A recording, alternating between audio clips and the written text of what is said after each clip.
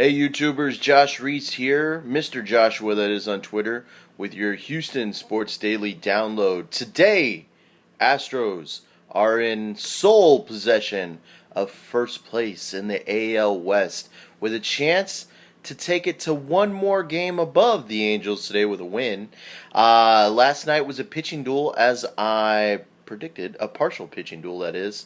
Garrett Richards held the Astros hitless for a few innings till the Astros ended up getting a roll together and start getting some hits off him. They ended up getting 4 hits off him for getting Garrett Richards to get pulled. Lance McCullers allowed 1 run early and then went into shutdown mode.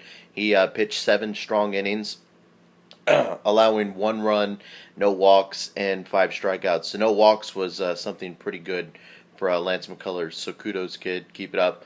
It was nice. Today, newbie Scott Kazmir will make his first of hopefully very many starts at home. Yes, I am hoping Scott Kazmir re-signs next year. I hope he will. Kaz will go opposite righty Matt Shoemaker, who is not having the most spectacular year ever. He has about a 4.5 ERA, so that should be something the Astros should enjoy. After last night's game, manager A.J. Hinch announced that the team had added a bat, and the bat's name? Jed Lowry. Jed Lowry will be in the lineup today and will play third base. Hinch seems confident about Lowry being able to play third base, but he did admit there was going to be a little bit of a learning curve there at third.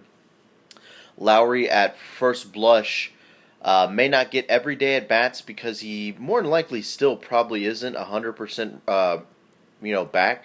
He's only had 5 games of rehab after months of doing nothing. Not doing nothing. I'm sure he's been working out and stuff like that. But hasn't been in game action in a long time. He only had 5 games of rehab to repair a torn ligament in his thumb. So it might be a few games till he gets back to everyday action. But when that does happen, the Astros are going to have some major position shuffling to go about to keep him in there every day, because you're going to still want Valbuena to get some at-bats. You're still going to want Margot to get some bats. But at the very least, it's a welcome sight to get Lowry back. Hinch did not mention yesterday that Lowry would be getting any bats at first. He kind of mentioned, just we'll keep him on that side of the infield to start off with at shortstop and third. Although there's a guy at shortstop, and I can't remember his name. Oh yeah, Carlos Correa. I don't know how many at bats he's going to be taking from Carlos Correa, unless Correa is going to be DHing or something. But that would be weird. You wouldn't want to take Carlos Correa out of the field. He's phenomenal. But anyways, John Singleton, Big John, woke up last night. Not really his fault. He hasn't been getting every day at bats, but he got 2 hits, including a home run and a walk. And you kind of hope that this is the beginning of Big John getting everyday work, which would be good, because I am one of the biggest proponents of, not to say that I'm a very big fan of John Singleton or whatever, but I'm a big proponent of, let's just see what he can do. Give him everyday at bats. See if he learned from last year, and from what he learned in AAA. See if he can do it. So hopefully this is the beginning of that. So that would be nice. So we'll see if he's in the lineup again today. I think back-to-back games would be something that would be nice for John Singleton.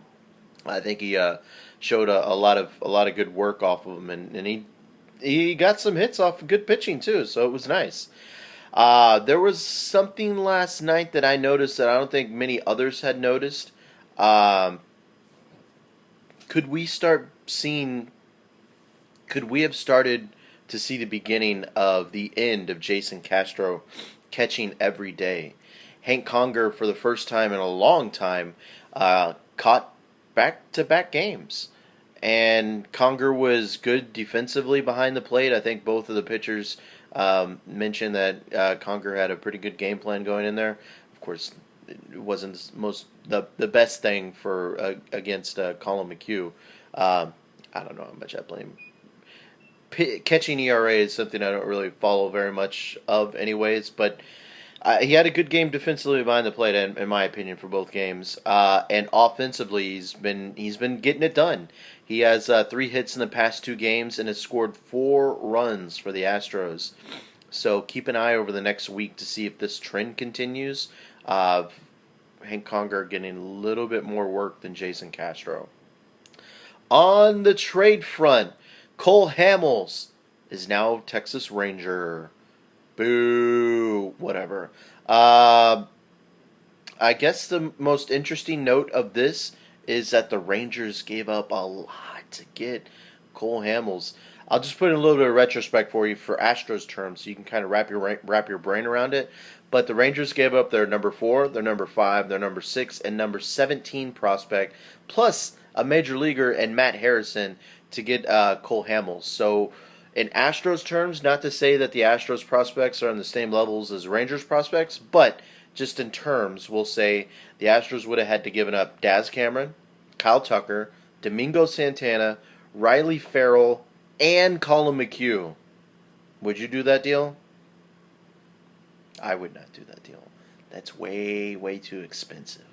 So, yeah, I think the Astros were smart to not do that deal.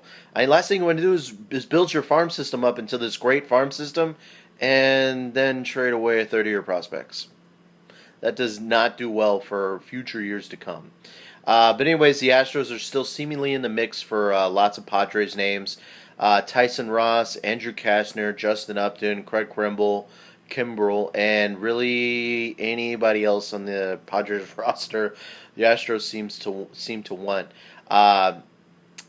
So we'll see if that comes to fruition anytime soon. But it seems like the Astros are pushing hard for someone on the Padres. So today we also got some Rockets news. The Chuck Wagon is back. Chuck Hayes has re-signed on a 1-year deal to rejoin the Rockets, I believe after a 5-year hiatus of a tour between Sacramento and Toronto. So it's nice to see the Chuck Wagon back. He was always a favorite player of mine.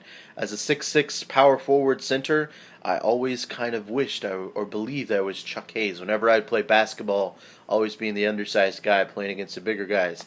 And I just love the mentality that Chuck had. He was fantastic. He was really hard to back down and stuff like that. I thought he was really solid defensively, and I think if he gets some time, I don't think he's going to get very much, but if he can be productive in the time that he gets, so look for the backup big minutes to go to Chuck Hayes, the minutes that were pretty much vacated by Joey Dorsey.